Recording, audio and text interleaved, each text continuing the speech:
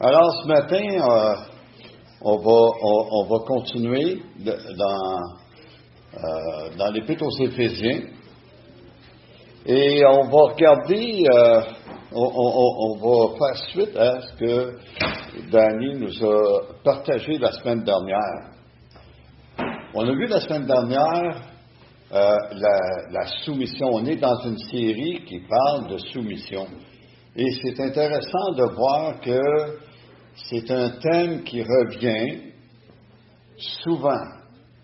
Pourquoi? On a de la misère à se soumettre. Et c'est pour ça qu'on est encouragé, on est exhorté à se soumettre. Et ça, à différents niveaux.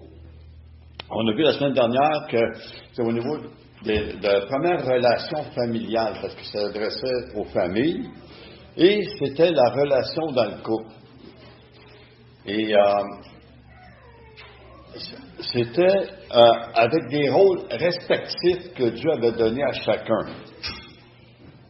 Il avait donné un rôle à la femme de se soumettre à son mari, et il avait donné un rôle au mari d'aimer sa femme, parce que le mari était le chef de l'Église, de la famille. Et on a vu qu'avec la soumission qui avait été instaurée par Dieu lui-même, depuis Genèse, avec Adam et Ève, cette soumission-là, déjà, a été ignorée ou brisée parce qu'ils ont désobéi à l'ordre que Dieu leur avait donné dans le jardin, concernant l'arbre de connaissance du bien et du mal. On a vu aussi que par cette désobéissance, la relation parfaite entre Dieu et l'homme et entre l'homme et la femme a été brisée. Il y avait une seule règle à laquelle ils devaient se soumettre et ils n'ont pas pu la tenir. Ils ont échoué. Donc, pourtant, Dieu établit des règles pour le bon fonctionnement des relations. Surtout notre relation avec Dieu. Dieu a établi des règles parce qu'il nous aime. Il ne veut pas qu'on soit dans le trouble en bon québécois. Hein? Il ne veut pas qu'on ait des problèmes dans nos relations. Et la semaine dernière, c'est ça, on a vu avec Danny on a vu de la soumission de la femme envers son mari et l'amour du mari envers sa femme. Et tout ça, c'était pour avoir une bonne relation authentique, l'un envers l'autre et ultimement envers Dieu. Premièrement, envers Dieu. Donc, le plan de Dieu pour la famille est parfait. Pour la famille de Dieu, son plan est parfait. C'est un plan d'amour. Donc, aujourd'hui, on va continuer dans la même veine. On va continuer dans la même lignée que Paul avait commencé. Et on va regarder 4 autres aspects de la soumission familiale ou relationnelle à l'époque et qui s'appliquent quand même encore aujourd'hui. Mais avant, on va aller dans un mot de prière pour mettre ce temps dans les mains de Dieu. Eh bien, Père éternel, Seigneur grand Dieu, oui, on veut venir autour de ta parole, on veut venir à ton trône de grâce. Seigneur, on peut voir ce que tu as à nous dire. Seigneur, parle à nos cœurs ce matin. Enlève toute préoccupation qu'on pourrait avoir et que nos cœurs, que nos oreilles soient attentifs à ce que tu as à nous dire. Qu'on puisse chercher à mettre en pratique ta parole. Qu'on ne soit pas des auditeurs oublieux. Seigneur, dirige-nous dans ce temps et merci encore pour ta bonté envers nous. Et c'est au nom de ton Fils Jésus qu'on te prie pour ta gloire. Amen. Alors ce matin, on va tourner dans l'Épître aux Éphésiens les versets 1 à 9. L'Épître aux Éphésiens, chapitre 6, versets 1 à 9.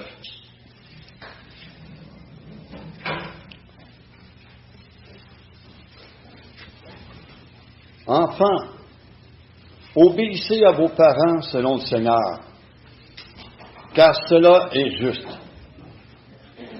Honore ton père et ta mère. C'est le premier commandement avec une promesse, afin que tu sois heureux et que tu vives longtemps sur la terre. Et vous, pères, n'irritez pas vos enfants, mais élevez-les en les corrigeant et en les instruisant selon le Seigneur. Serviteurs, obéissez à vos maîtres selon la chair, et avec crainte et tremblement, dans la simplicité de votre cœur, comme à Christ. Non pas seulement sous leurs yeux, comme pour plaire aux hommes, mais comme des serviteurs de Christ qui font de bon cœur la volonté de Dieu.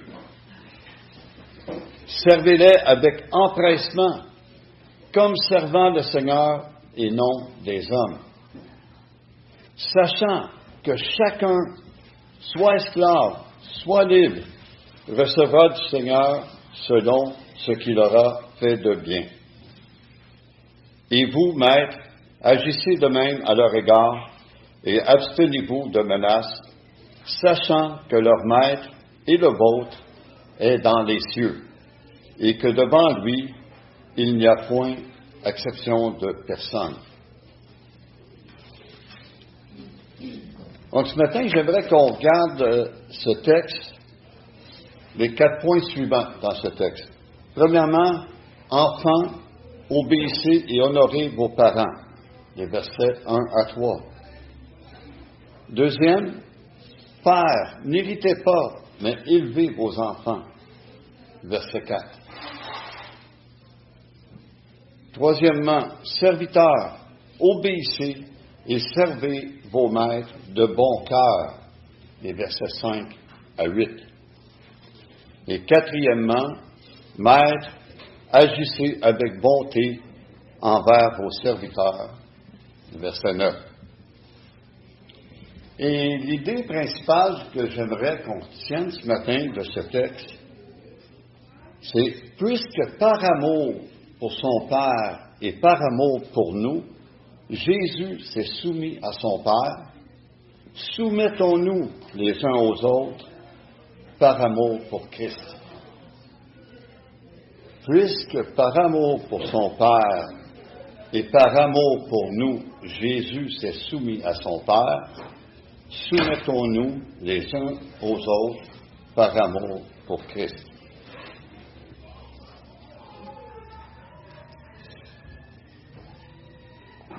Alors, le premier point, enfant. Ici, Paul continue ce qu'il est en train de dire, ce qu'il venait de dire pour les femmes et les maris. Enfants, obéissez à vos parents. Et dans certaines versions, ça va commencer « et vous, enfants ». Donc, on voit la continuité de ce qu'il est en train de dire. Maintenant, il s'adresse aux enfants. Enfants, obéissez à vos parents selon le Seigneur, car cela est juste.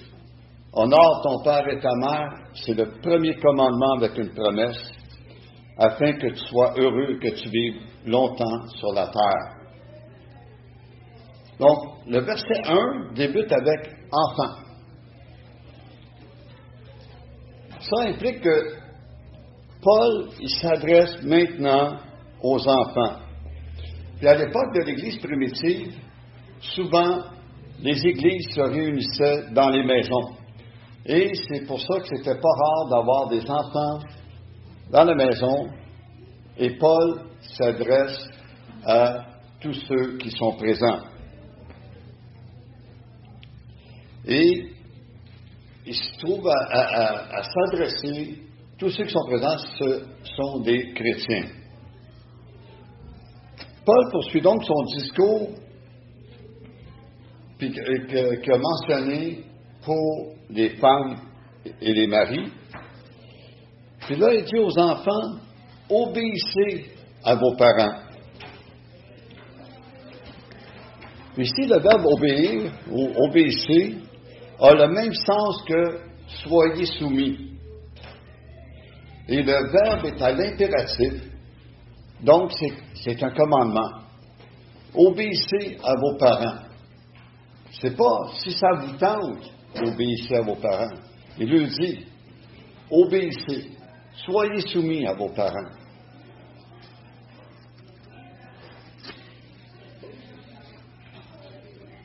Et Paul, il rajoute qu'ils doivent obéir selon le Seigneur. Et dans la version sommaire, il est écrit « à cause du Seigneur ».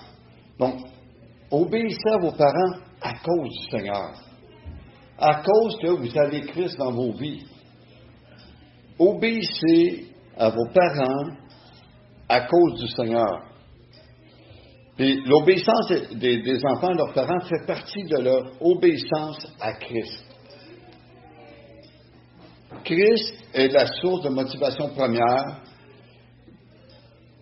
qui devrait encourager les enfants pour obéir à leurs parents. Donc, l'obéissance aux parents dépasse la relation filiale parce que Christ est de la partie. Christ est même au centre de l'obéissance. Christ est au centre de la soumission. Et juste une précision ici, lorsqu'on parle d'enfants, Paul s'adresse aux enfants de tous âges qui sont sous le toit et de la maison. Et c'est tous les enfants qui sont en âge de comprendre ce que Paul leur explique. À la fin du verset 1, Paul met en évidence une source de motivation supplémentaire, car cela est juste. Donc, il y a toujours une raison quand Paul, ou Dieu même, dit des choses, il y a une raison. Il dit, car cela est juste. Les enfants doivent obéir aux parents de la même manière qu'obéissent au Seigneur, car c'est la bonne chose à faire. Cela est juste. Et si on continue le verset 2 et 3, Paul ajoute que les enfants, en plus, ils doivent honorer leurs parents. Honore ton père et ta mère. Et le mot grec pour honorer est timao, puis il est utilisé dans le contexte que les membres du peuple de Dieu sont tenus d'honorer leurs parents. Donc, honore ton père et ta mère, c'est pas un commandement nouveau. C'est le 5e commandement que Dieu a donné à Moïse et au peuple d'Israël au mont Sinaï. Donc, c'est déjà un commandement qui avait été donné dans l'Ancien Testament à Moïse et au peuple d'Israël. Et honore ton père et ta mère. Je vais vous raconter une anecdote, et juste pour dire que ça ne s'adresse pas juste même aux enfants en bas âge, même des enfants adultes. Tu sais, moi j'avais un père c'était pas facile avec mon père. Et mon père, je l'aimais pas. Mon père, j'en ai voulu pour tout ce qu'il avait fait dans notre famille. Et à un moment donné, tu sais, on lit les commandements, les 10 commandements, on les connaît par cœur, même des fois, ou presque, et on les lit rapidement sans s'attarder. Et à un moment donné, je dis ça, honore ton père et ta mère. Et il y a eu un déclic. Honore ton père et ta mère. Ça ne veut pas dire sois d'accord avec ton père et ta mère. Honore-les parce que ce sont les parents que je t'ai donnés. Et en honorant tes parents, tu honores Dieu. Et quand tu honores tes parents, éventuellement, l'Esprit de Dieu fait son chemin à travers. À la fin de sa vie, mon père s'est beaucoup posé de questions par rapport à Dieu, justement à cause que mon attitude envers mon père avait changé et qu'il voyait en moi quelque chose de différent que ma sœur et même mon frère, mon beau-frère, n'avaient pas dans la relation. Et c'est toujours une question de relation. Puis même mon père m'a dit, Richard, c'est apaisant de parler avec toi et c'est pas comme ça avec les deux autres. Donc, le fait d'honorer nos parents, ça fait toute une différence dans les relations. Et ce qu'on voit ici, tout le long de soumission, c'est une question de relation, amour. Donc, on voit ça, c'est les trois thèmes qu'on retrouve dans la lettre de Paul, et c'est la soumission, la relation, mais l'amour. L'amour en premier. Et c'est l'amour pour Christ en premier qui va découler dans notre soumission, dans nos relations. C'est ça qui prime, qui va de l'avant, qui est mis de l'avant.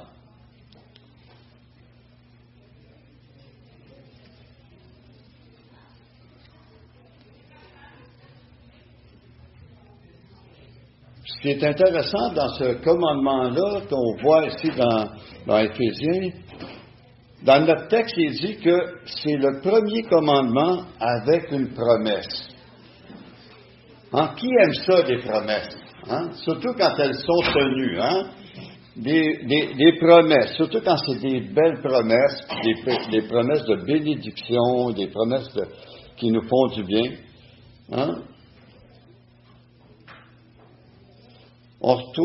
Puis on retrouve ici au verset 3, c'est quoi la promesse?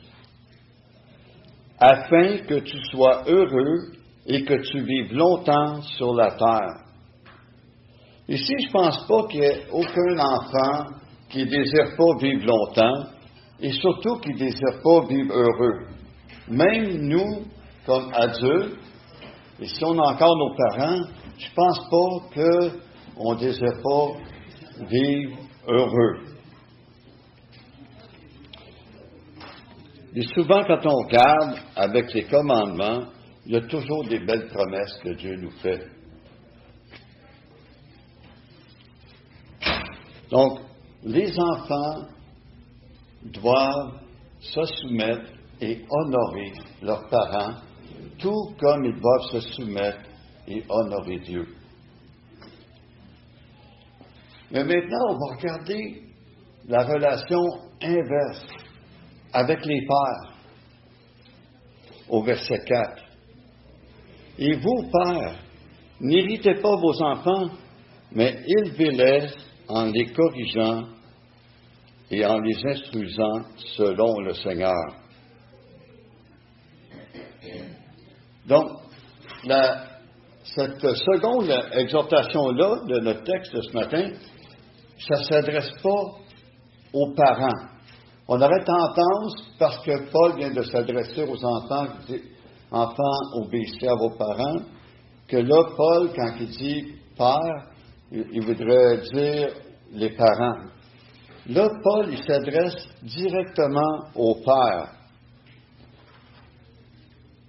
Pourquoi seulement au père?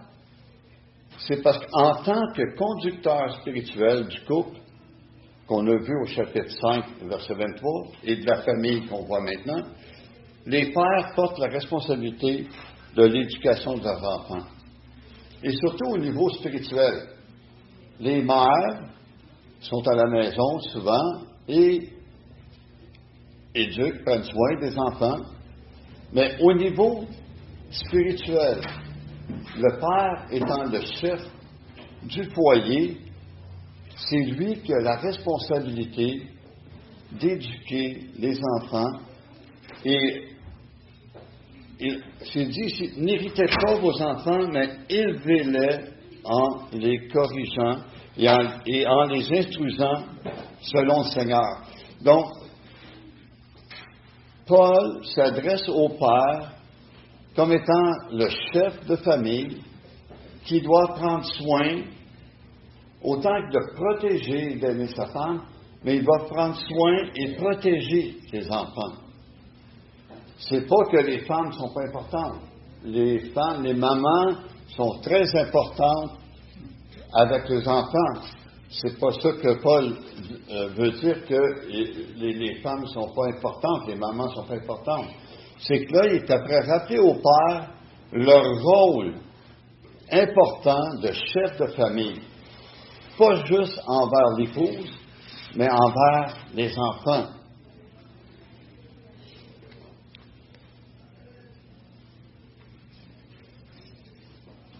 On voit à la fin du verset 4, mais élevez-les. Donc, pas rabaissez-les, élevez-les. Élever, là, c'est comme, ils sont précieux. On les élève, c'est nos enfants, on est fiers d'eux. Soyez fiers de vos enfants. Mais pour être fiers de vos enfants, élevez-les bien. En les corrigeant, il faut les ramener. Dieu corrigeait son peuple. Il le ramenait dans le bon chemin quand il déviait. C'est la même chose avec les enfants. Corrigez-les, ramenez-les dans la bonne direction. Et en les instruisant selon le Seigneur, en les instruisant dans la parole. Élevez-les, ils sont précieux, précieux comme des perles. Prenez soin de vos enfants. Éduquez-les, corrigez-les, enseignez-leur. C'est l'importance que Paul donne au Père. Parce que c'est le rôle qu'il leur a donné. Là, on peut se rappeler ce qui s'est passé avec Élie, par rapport à ses deux fils. Il ne les a pas punis. Ils sont mal comportés. Ah oui, il les a honorés. C'est Élie du 1 Samuel, c'est pas le prophète. Non, c'est de 1 Samuel, chapitre 3, verset 4. 1 Samuel, chapitre 3, verset 11 à 19. C'est ça. Donc, Élie se fait reprocher par Dieu de ne pas avoir puni ses fils, de ne pas avoir repris, de ne pas avoir corrigé ses fils qui avaient mal agi. Par contre, oui, il les honorait. Mais le problème, c'est qu'il les honorait plus que Dieu. Ses fils étaient devenus presque des dieux pour lui. Donc, Élie n'avait pas corrigé ses enfants. Il ne les avait pas instruits comme il faut. Il ne les avait pas ramenés. Mais il était devenu plus précieux que Dieu. Ça, c'est un danger. Donc, c'est pour ça que Paul rappelle aux enfants qu'il doit les enseigner, les corriger, les élever selon le Seigneur, dans le Seigneur. Donc, les pères ont une grande responsabilité envers leurs enfants, envers leurs épouses, en ce qui concerne l'éducation. Mais il y a aussi une mise en garde très importante au milieu de ce verset. N'héritez pas vos enfants.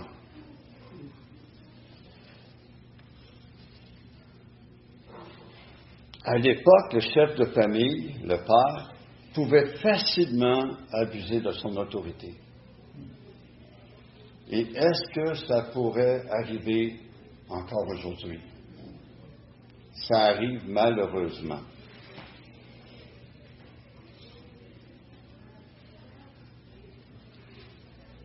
Et Paul leur rappelle que les enfants sont des personnes entières, qui ne doivent pas être ni exploitées, ni manipulées. Et des façons qu'on pourrait irriter nos enfants, il y a plusieurs façons. Premièrement, irriter les enfants, laissez-les faire tout ce qu'ils veulent. Ils n'ont pas de limite, ils n'ont pas de cadre. Ils ne savent pas. Vous voulez irriter vos enfants? Faites-leur des promesses et ne les respectez pas. Ne passez pas de temps avec eux. Ne les écoutez pas. Papa. Non, dérange-moi pas. Un peu. Tes enfants, ils sont importants. Arrêtez. Prenez du temps avec eux. Des fois, ça peut arriver que vous êtes sur quelque chose de très important. Attends 2 minutes, papa va finir, je vais passer du temps. Mais les enfants sont importants. Sinon, ils vont être irrités. Si vous ne prenez pas de temps avec eux, ils vont aller où? Ils vont aller ailleurs. Là où ils vont avoir de l'attention, et là, c'est dangereux. Là, vous risquez de perdre vos enfants. Alors, Paul, dans ce qu'il dit dans un verset, ça englobe ça. Père, faites attention. Protégez, prenez soin de vos enfants.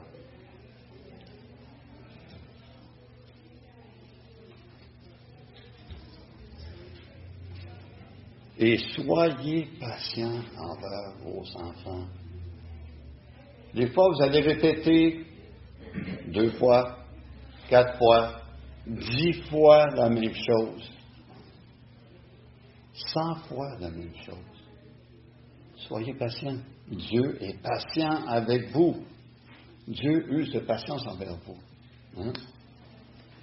Combien de fois pardonnerai-je? Hein? 7 fois? Hein? Jésus il a répondu solide, hein? Oui. Parfois, on a un verset de ça. On a un verset de aux parents ici. Pardon? On a enlevé le droit aux parents. Ah oui, c'est ça. Oui, c'est ça. Ah oui, c'est ça. Les enfants sont plus protégés maintenant.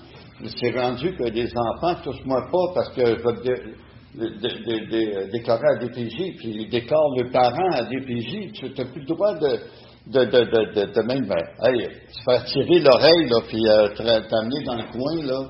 Tu n'as plus le droit de faire ça, ça. Tu n'as plus le droit de toucher. Les enfants sont rois. C'est des enfants rois aujourd'hui. Moi, avant, mes enfants toujours avec moi. Tous les dimanches, à l'église, moi, ma femme et mes enfants. Mais arrivé ici, on m'a séparés. Parfois, j'ai passé 3 mois, 4 mois sans voir mes enfants. Et il n'y a pas de droit. Allez voir. Oui, Claudette. Non, il n'y a pas d'équilibre. C'est parti d'un extrême, c'est allé à l'autre. Un n'est pas mieux que l'autre. C'est ça. Puis, si c'est en dehors de la parole de Dieu, ça devient des choses de l'homme. Ça devient des valeurs de l'homme. Et l'homme est pécheur. Le cœur de l'homme est méchant et tortueux par-dessus tout. Hein? Ça fait difficile pour les chrétiens, ça. Mm-hmm. Parce qu'on est obligé de dire ta bouche et rien dire parce que là, ça ne marche pas. C'est ça. Fait qu'il faut prier, il faut s'en remettre à Dieu pour ça. Puis on sait que la société d'aujourd'hui, ça ira pas de mieux en mieux. Donc, c'est ça, hein, c'est chacun pour soi. Mais c'est pas ça que la Bible enseigne. C'est pas ça que Paul enseigne ici. C'est de prendre soin des uns des autres, d'être les uns les autres, de s'aimer les uns les autres, de s'encourager, de s'exhorter. Donc, c'est ce que Paul est après faire. Donc, on vient de voir que les enfants doivent être soumis et honorer leurs parents comme au Seigneur.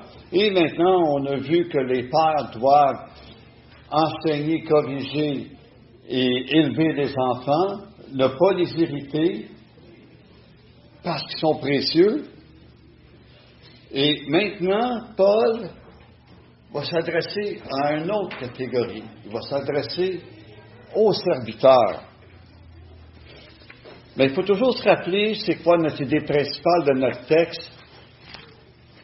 Puisque par amour pour son Père et par amour pour nous, Jésus s'est soumis à son Père, soumettons-nous les uns aux autres par amour pour Christ. Donc maintenant, Paul s'adresse aux serviteurs dans les versets 5 à 8. Serviteurs, obéissez à vos maîtres selon la chair, et avec crainte et tremblement, dans la simplicité de votre cœur, comme à Christ, non pas seulement sous leurs yeux, comme pour plaire aux hommes, mais comme des serviteurs de Christ qui font de bon cœur la volonté de Dieu. Servez-les lentement. Non, avec empressement, comme servant le Seigneur et non des hommes, sachant que chacun, soit esclave, soit libre, recevra du Seigneur selon ce qu'il aura fait de bien. Il s'adresse premièrement le mot serviteur. Et le mot serviteur, en grec, c'est doulos. C'est utilisé à peu près 125 fois. Ça signifie chaque fois serviteur ou esclave. Donc, nous sommes tous des doulos. Mais Paul s'adresse spécifiquement à des serviteurs à l'époque, parce que dans les maisons, il y avait souvent des serviteurs. Et Paul s'adresse à des serviteurs qui sont chrétiens. C'est des chrétiens qui sont c'est l'Église, dans les maisons. Paul est dans une réunion et Paul est après enseigné et il enseigne aux serviteurs qui sont dans la maison.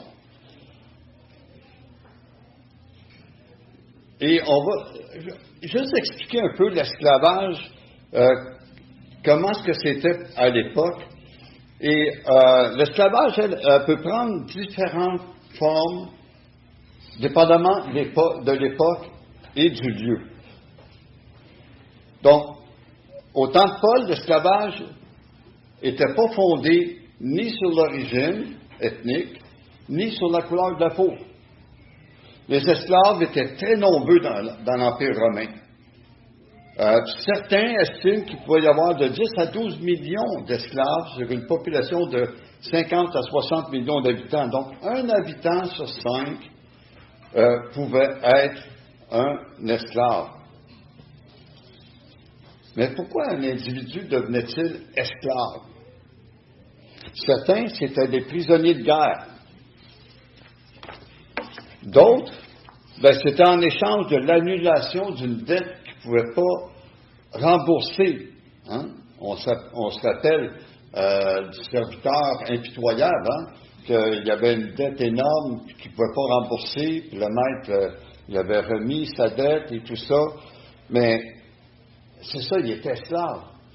Mais c'est la même chose. D'autres, en échange de l'annulation d'une dette impossible à rembourser, se faisaient esclaves, se vendaient comme esclaves en échange de la remise de leur dette. Et les esclaves faisaient différentes tâches. Il y avait des tâches domestiques comme cuisinier, faire le ménage, tout ça. Et il y avait aussi des tâches manuelles. Puis il y avait beaucoup d'agriculture à l'époque, donc plusieurs fermiers. Plusieurs étaient engagés comme fermiers, peut-être certains comme charpentiers et tout ça. Donc, il y avait différentes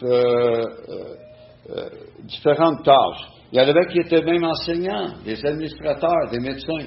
Certains accomplissaient même des tâches que les hommes libres accomplissaient. Donc, il y avait deux grandes catégories d'esclaves. Il y avait des esclaves de milieu rural qui, eux, c'était beaucoup plus du travail physique qui était appelé à faire. Puis dans le milieu urbain, c'était plus comme probablement des enseignants, des administrateurs, des médecins. Et souvent, ces esclaves-là, il y avait plus de chances d'être affranchis et des fois même à tout jeune âge. Parce que des fois, tu devenais esclave très jeune, surtout si tu étais fait prisonnier ou quoi que ce soit. Et des fois, ça pouvait même être à l'âge de 30 ans que tu pouvais être affranchi, que tu pouvais devenir libre. Donc, on a vu un peu qu'est-ce qu'était un esclave, mais maintenant, on va regarder qu'est-ce que Paul leur demande aux esclaves, l'exhortation qu'il veut leur faire. La première exhortation, c'est obéir. Obéir à leur maître selon la chair, verset 5. Donc, obéir selon la chair, Paul spécifie là, oui, ils doivent obéir à Christ, mais n'oubliez pas, obéissez à vos maîtres. Faites ce qu'ils vous demandent de faire. C'est pas si ça vous tente. Des fois, c'est difficile, c'est un travail dur, difficile, tout ça, mais c'est vos maîtres. Faites ce qu'ils vous demandent. Avec crainte et tremblement. Et on voit, hein, comme au Seigneur, avec simplicité de cœur, comme au Seigneur. Donc, quand vous travaillez, vous obéissez à vos maîtres, mais vous le faites comme si vous le faites pour le Seigneur. Paul ramène tout le temps ces exhortations. Vous faites telle chose comme si vous le faites pour le Seigneur, pour Christ. Donc, tout ce qu'on fait, et ça s'applique même à nous, ici, aujourd'hui, tout ce qu'on fait, on le fait comme pour le Seigneur. Il les exhorte en plus à obéir à leur maître, non seulement pendant que le maître est là, mais en tout temps, avec bon cœur, comme ils le font pour le Seigneur. Donc, pas pour plaire aux hommes, mais pour plaire à Dieu. Et ça, nous sommes tous des serviteurs de Dieu. Est-ce qu'on fait des bonnes choses ici comme chrétiens? Est-ce qu'on agit comme chrétiens à l'Église parce qu'on est avec nos frères et sœurs et on veut leur plaire? Et que rendu à la maison, et des fois même dans l'auto, on change et on a un autre comportement, une autre attitude. Il ne faut pas oublier qu'on sert le Seigneur.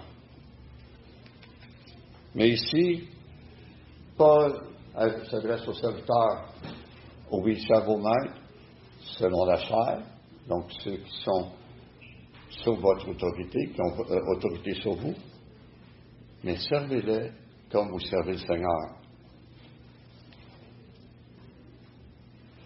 Puis au verset 7, il poursuit en leur disant, en les exhortant de servir avec zèle, avec empressement.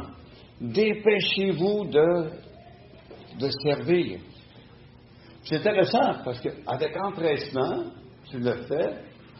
Comment je veux dire, si tu fais ça vite, ça va être plus vite fini. Mais est-ce que ça va être bien fait? Empressez-vous d'être disponible pour servir. Oui, mais qu'est-ce que je peux faire pour toi? Comment je peux le faire? Oui, je peux le faire et vous le faites. Hein? Donc, ayez du zèle dans le service pour vos maîtres. Faites-le rapidement. Puis, il leur dit encore, comme s'ils servaient le Seigneur. Hein? Donc, c'est pour le Seigneur qu'ils le font. Ils servent le Seigneur. Puis, il s'adresse encore aux esclaves que tu sois un esclave encore qui n'a pas encore été affranchi. Il les adresse parce qu'il dit, sois esclave, sois libre. Chacun soit esclave, soit libre, recevra du Seigneur selon ce qu'il aura fait de bien. Est-ce que ça, on parle de salut, il va recevoir le salut s'il a bien agi? Non. On ne parle pas de salut ici. C'est que des récompenses. La récompense principale, c'est d'avoir fait la joie du Seigneur. Et Matthieu 5, 23, on voit ça ici. C'est bien, bon et fidèle serviteur, tu as été fidèle en peu de choses, je te confierai beaucoup. Entre dans la joie de ton maître. Donc, ultimement, les serviteurs ont un héritage beaucoup plus grand avec le Seigneur, et c'est ça la récompense que chacun recevra du Seigneur, ultimement, entrer dans la joie du maître. Mais ici, c'est ça. Comme je dis, c'est pas question du salut. C'est juste une question de servir avec joie et je ne sais pas, quand vous avez fait quelque chose de bien, est-ce que vous êtes content? Quand vous avez obéi au Seigneur, est-ce que vous êtes content? Vous savez, moi, je veux juste penser, des fois, je vois des gens, puis tout ça, puis je parle avec une personne, puis là, ben, ça me trotte dans la tête, puis je devrais y parler ou juste glisser un mot du Seigneur, puis ça, puis je le fais pas, puis je m'en vais. Puis, c'est comme je n'ai pas obéi au Seigneur ou à l'Esprit qui me poussait de témoigner. Mais quand je le fais, quand j'obéis, mon ami, je suis content de l'avoir fait. Je pars, j'ai la tête, j'ai le cœur joyeux, j'ai l'esprit en paix. C'est la récompense. Je suis content, je suis heureux. Dieu me donne une joie. Dieu veut qu'on ait une joie parfaite. Dieu, on pense, nous, souvent, des récompenses, mais c'est soit monétaire, un cadeau, c'est tangible, c'est quelque chose de physique. Mais ça peut être aussi quelque chose de très spirituel. Dieu, surtout, c'est notre cœur qui veut travailler. Et on le dit, travailler de bon cœur, de faire de bon cœur comme pour le Seigneur.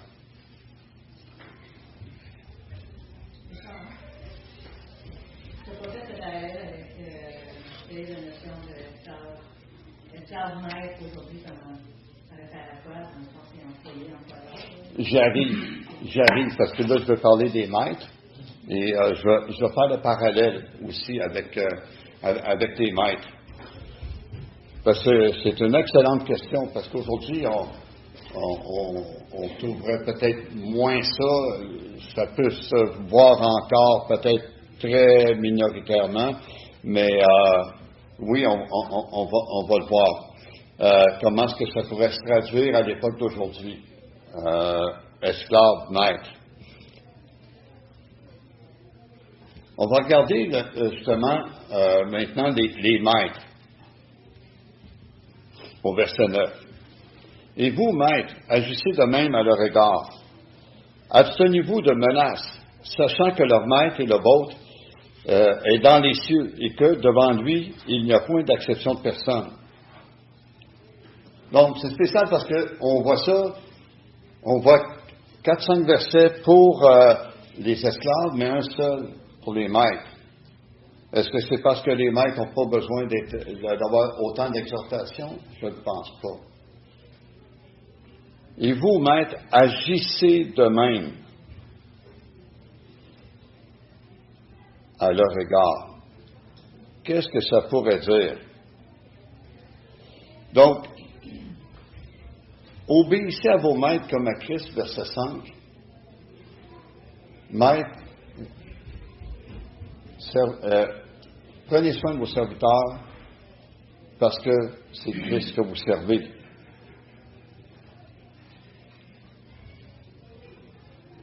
Comme des serviteurs de Christ qui font de bon cœur la volonté de Dieu, servez-les avec empressement. Moi, je dirais, prenez soin d'eux. Si vous voulez qu'ils vous servent bien, prenez soin d'eux. Occupez-vous d'eux de la bonne façon, parce que Dieu vous voit. Dieu vous regarde.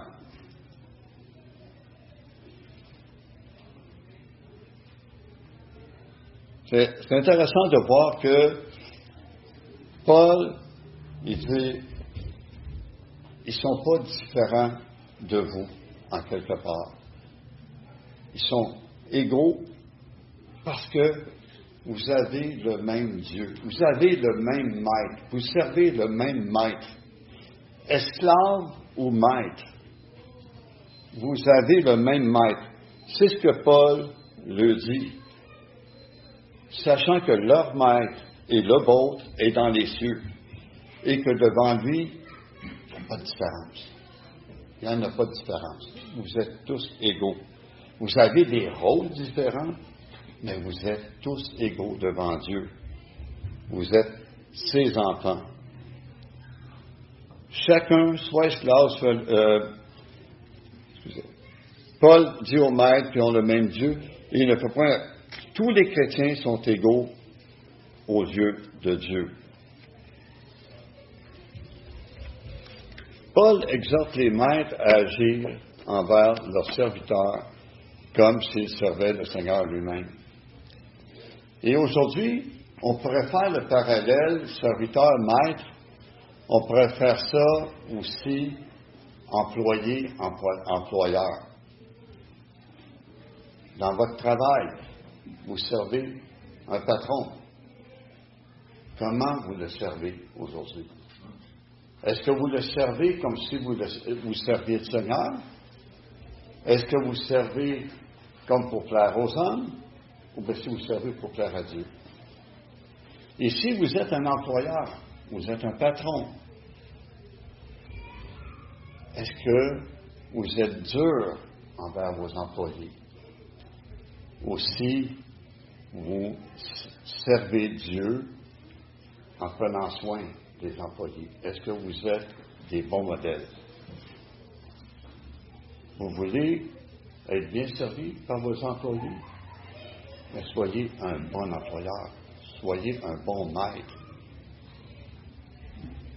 Parce que sinon, vous n'aurez pas de bons résultats. Ils ne seront pas encouragés à bien vous servir. Oui, un travail doit être fait, mais un travail doit être bien encouragé à être bien fait. Donc, aujourd'hui,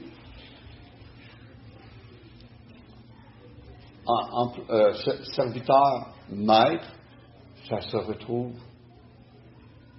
dans le monde séculier à ces niveaux-là. Comment est-ce qu'on pourrait voir ça dans l'Église? Dans l'Église même.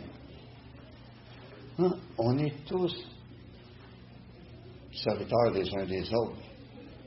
Quelqu'un vous demande de faire quelque chose. Est-ce que vous servez avec empressement? Ou bien si vous le faites avec une mauvaise attitude? Aujourd'hui, ça se retrouve encore. Serviteur, maître. Donc, il y a des responsables dans l'Église. Ils vous demandent de faire des tâches. Vous êtes disponible. Vous pouvez le faire, servir avec empressement. Et si vous êtes responsable, mais exercez votre ministère de bonne façon. Prenez soin de ceux qui font partie de votre équipe. Donc, on voit que ça se retrouve même ici, dans la société d'aujourd'hui, aujourd'hui même. Donc, ce qu'on retrouve à l'époque de l'Église primitive s'applique encore aujourd'hui, en 2025, bientôt même 2026. Donc, la parole de Dieu s'applique encore aujourd'hui. Deuxième question. Oui. Dans l'église, j'étais juste trésorier pour amasser les dons. Mais il y a une personne qui a un problème d'argent pour aller à l'hôpital. Il m'a désigné de recevoir l'argent pour ces gens-là. Je vais amasser l'argent pour donner aux personnes. Mais le responsable m'a dit de retirer un peu l'argent et de ne pas donner tout avec la personne. Je refusé. Je refusé de faire ça. Oui, ça c'est pas contre la volonté de Jésus, mais c'est ma volonté. Si je fais ça, c'est contre la volonté de Dieu. C'est un péché. Je refuse de faire ça. Je dis non. Je ne vais pas retirer ça, c'est pas à moi. C'est ça. Oui, je dois donner tout ce que j'ai amassé pour lui. Oui. Je ne peux pas retirer. C'est ça, hein? Donc, tout ce qu'on fait, il faut le faire comme pour le Seigneur. Il faut vraiment chercher à voir si c'est la volonté de Dieu. Et il faut bien agir. Donc, en conclusion, ce qu'on a vu aujourd'hui, c'est que peu importe notre statut social, notre rang familial, que ce soit mari, femme, enfant, père, esclave, maître, nous sommes tous égaux aux yeux de Dieu. Dieu, dans son grand amour, il ne fait pas exception de personne. On est tous égaux.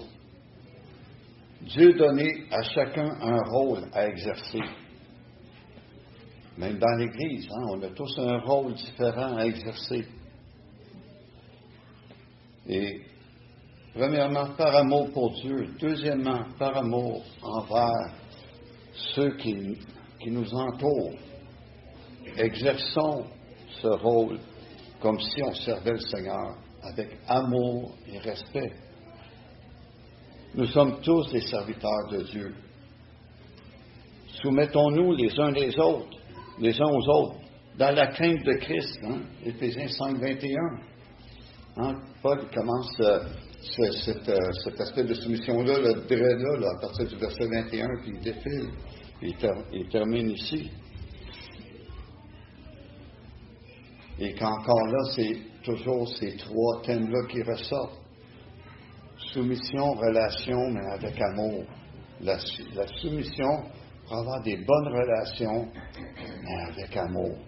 Et avec amour pour Christ. Parce que Christ est au centre. Donc, puisque par amour pour son Père et par amour pour nous, Jésus s'est soumis à son Père, soumettons-nous les uns aux autres, par amour pour Christ. Bien, Père éternel, Seigneur grand Dieu, oui, merci pour ton plan qui est parfait et que on voit que tu es un Dieu de relations. Et Seigneur, tu veux qu'on ait de bonnes relations les uns envers les autres et qu'on puisse se soumettre les uns aux autres et surtout qu'on puisse être soumis à toi, premièrement. Père, que ta parole puisse être gravée dans nos cœurs, qu'on puisse la serrer afin qu'on ne pêche pas contre toi. Et aide-nous à la mettre en pratique, à l'appliquer dans nos propres vies. Et dispose nos cœurs maintenant pour mets en nous des cœurs d'adorateurs pour le culte qui vient. Et sois avec nous pour le reste de cette journée. Et c'est au nom de ton Fils Jésus qu'on te prie pour ta gloire. Amen.